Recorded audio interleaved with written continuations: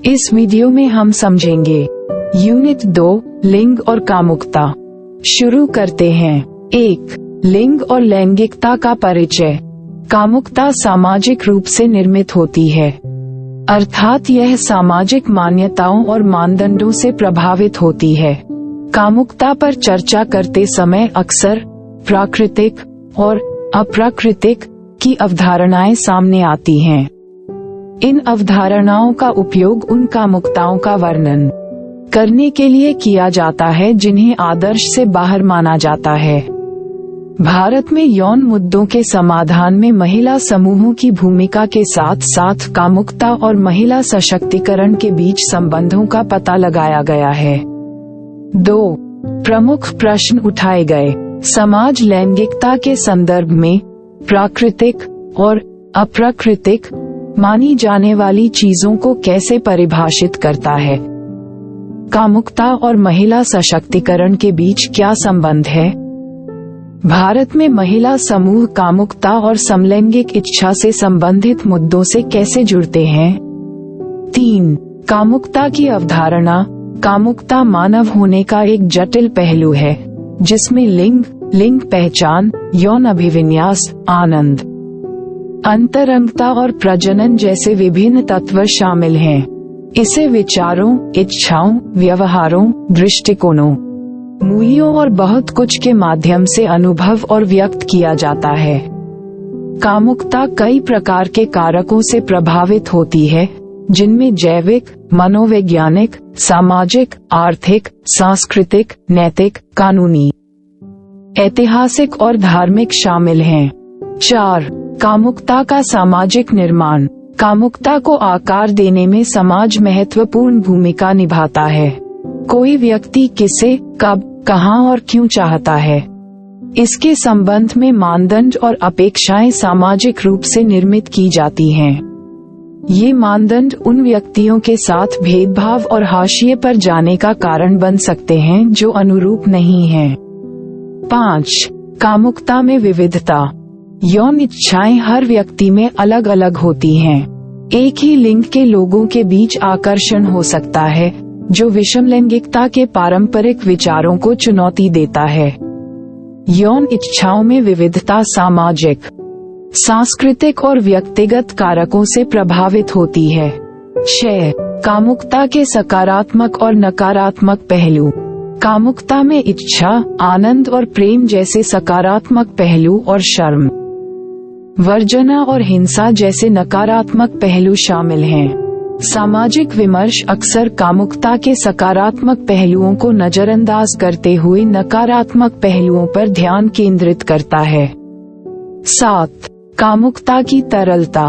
भोजन संबंधी प्राथमिकताओं के समान यौन इच्छाएं भी समय के साथ बदल सकती हैं। हालांकि कामुकता के कुछ तत्व सुसंगत रह सकते हैं, इच्छाएं विकसित हो सकती हैं। तरलता इस धारणा को चुनौती देती है कि कामुकता तय है।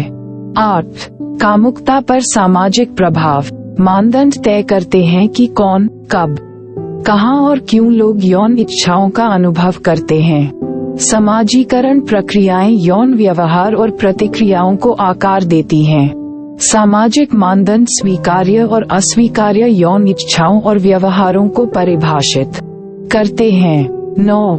यौन पदानुक्रम। समाज स्वीकार्य यौन संबंधों के पदानुक्रम को लागू करता है। विषम लैंगिक, एक पत्नी, विवाहित जोड़ों को इस पदानुक्रम में विशेषाधिकार प्राप्त हैं। जो लोग इन मानदंडों से विचलित होते हैं, उन्हें अक्सर भेदभाव और सामाजिक परिणामों का सामना करना पड़ता है। 10. समान सेक्स इच्छाएं। समान लिंग संबंधों में व्यक्ति समान लिंग के लोगों के प्रति आकर्षित होते हैं। ऐसे रिश्तों को, जिन्हें समलैंगिक रिश्ते कहा जाता है, अक्सर कलंकित किया जाता है और मानवाधिकारों के उल्लंघन का सामना करना पड़ता है। भेदभाव परिवारों के भीतर शुरू होता है और सामाजिक मानदंडों तक फैल जाता है। 11. अच्छी महिलाएं और कामुकता। समाज मानदंडों के पालन के आधार पर महिलाओं को अच्छी या बुरी के रूप में वर्गीकृत करता है। अच्छी महिलाएं सामाजिक अपेक्षाओं का पालन करती हैं, जिनमें कामुकता से संबंधित अपेक्षाएं भी शामिल हैं। अच्छी महिलाओं की अवधारणा सीधे तौर पर यौन व्यवहार से जुड़ी अपेक्षाओं से जुड़ी है। 12. यौन सुख और सशक्तिकरण। नारीवादियों सहित महिलाओं को अक्सर सामाजिक मानदंडों के कारण कामुकता को लेकर चिंता का सामना करना पड़ता है। समाजीकरण प्रक्रियाएं महिलाओं के यौन आवेगों को नियंत्रित कर सकती हैं और आत्मसंदेह पैदा कर सकती हैं। सशक्तिकरण में यौन इच्छाओं को व्यक्त करने का अधिकार और अवांछित यौन ध्यान को नहीं कहने की क्षमता शामिल है। 13. यौन सशक्तिकरण पर निष्कर्ष। यौन सशक्तिकरण में किसी की यौन इच्छाओं को पहचानना और व्यक्त करना शामिल है। इसमें कामुकता और महिलाओं के उत्पीड़न के बीच संबंध को समझना भी शामिल है। महिलाओं के अधिकारों और सशक्तिकरण के लिए कामुकता से संबंधित बाधाओं को तोड़ना महत्वपूर्ण है। एक दूसरे के प्रति सम्मानजनक और गैर निर्णयात्मक दृष्टिकोण को बढ़ावा देना सामूहिक प्रयासों को मजबूत करता है।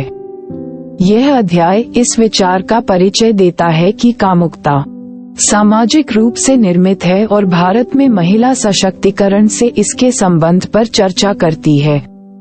ये कामुकता के विविध और तरल पहलुओं की पड़ताल करता है, सामाजिक मानदंडों और यौन पदानुक्रम पर प्रकाश डालता है। यह अध्याय समलैंगिक इच्छाओं वाले लोगों के सामने आने वाली चुनौतियों को भी संबोधित करता है और अच्छी महिलाओं की सामाजिक अपेक्षाओं को कामुकता से जोड़ता है।